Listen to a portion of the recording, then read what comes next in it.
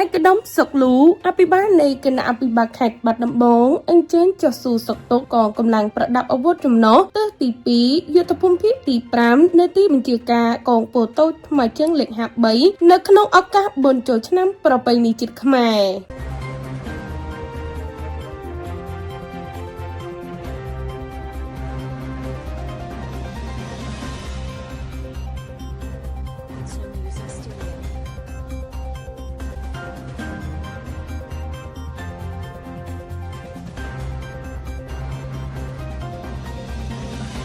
នៅព្រឹកថ្ងៃទី3ខែមេសាឆ្នាំ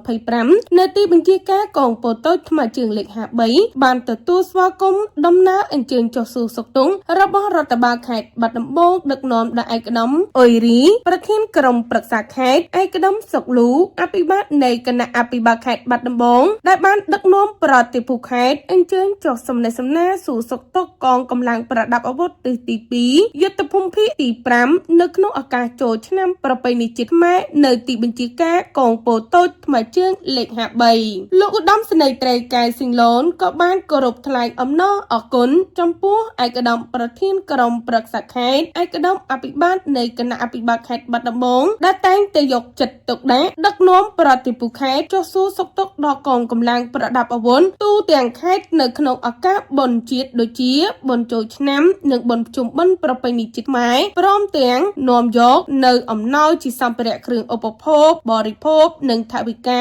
យ៉ាងច្រើនសន្ធឹកសន្ធាប់ដល់ជូនដល់កងកម្លាំងផងដែរនៅក្នុងនៃ